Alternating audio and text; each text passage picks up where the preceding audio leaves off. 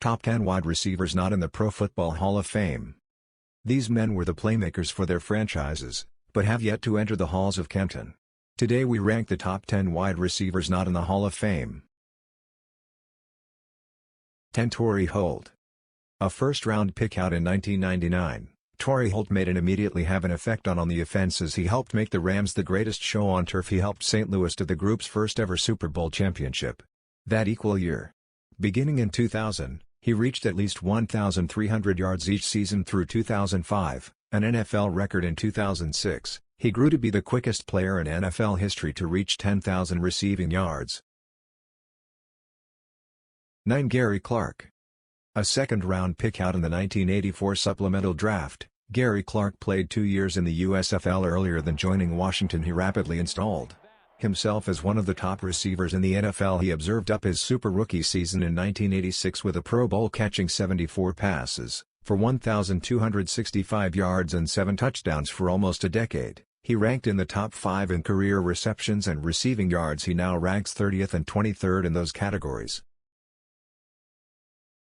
8. Andre Rison.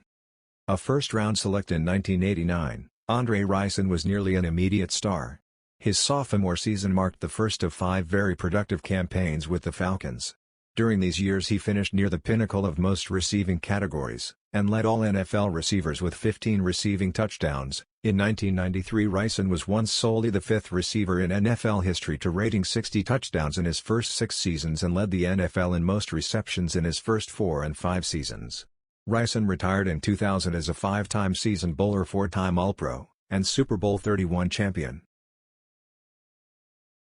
7. Wes Chandler. After spending his first 3.5 seasons in New Orleans, Wes Chandler was once traded to the Chargers in 1981 to substitute big-name receiver John Jefferson, who was traded to the Packers after a bitter contract dispute.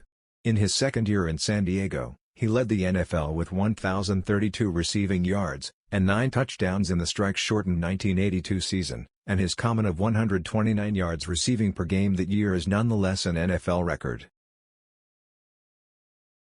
6. Mark Clayton and Mark Duper. A second-round pick out in 1982, Mark Super Duper used to be the team's deep threat receiver for over a decade. A track star in college, he used to be the ideal receiver for Dan Marino's cannon arm. He ranks tied for 39th in league records in receiving yards and 13th in receiving touchdowns. In his 11-year career, he was a 5-time Season Bowler, 3-time All-Pro, and recorded 582 receptions for 8,974 yards and 87 touchdowns. An 8th-round pick in 1983, Mark Clayton was a Marino's favorite target and was the team's primary return specialist. He ranks tied for 39th in league history in receiving yards and 13th in receiving touchdowns. He holds Dolphins records for career pass, receptions, and touchdowns, as well as receiving yards in a single season. 5. Jimmy Smith. Jimmy Smith ranks 16th in NFL records with 862 receptions. He's 17th with 12,287 receiving yards. He's 10th with 16.1 yards per catch. He's 39th in receiving touchdowns with 67. He posted 9 1,000-yard seasons and retired as the team's all-time chief in each major receiving category. So why isn't always Smith cited in any conversation about splendid NFL receivers? Smith retired as a 5-time Pro Bowler, 2-time All-Pro, and the NFL's reception leader in 1999. 4. Sterling Sharpe. A first-round select in 1988, Sterling Sharpe was an instant starter as a rookie. In 1989, he grew to become the first Packer receiver to lead the league in receptions in over 40 years and broke group records for receptions and receiving yards in a season. In 1993, Sharpe grew to become the first participant to have consecutive seasons catching more than 100 passes. He is one of solely 7 players to lead the league in receptions, yards, and touchdowns in the same season. 3. Otis Taylor.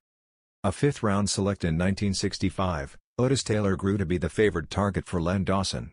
At 6 feet 3 inches, 215 pounds, he possessed sure hands in the course of his profession and served as a devastating blocker, springing Chiefs walking backs for many long runs. In his second season, he led the AFL in yards per capture and completed second in receiving yards. Why Taylor isn't in the Hall of Fame is a mystery. He has the stats, Pro Bowls, and championships. Give this man a gold jacket already. 2. Henry Ellard. A second-round pick in 1983, Henry Ellard grew to be described by way of the use of his top and leaping capacity. To get to excessive passes, his leadership, and his greatest capabilities as a route runner after averaging much less than 600 receiving yards. In his first 5 seasons, he exploded over the next 9 seasons.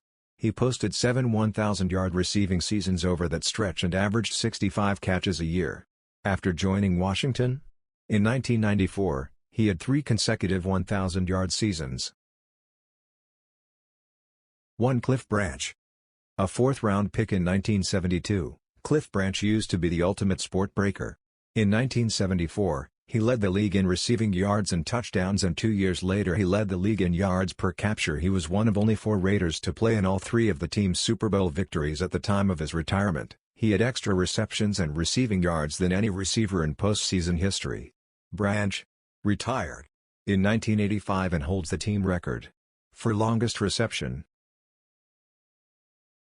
If you enjoy this video, please subscribe, like and hit the notification bell for more video. Thank you for watching.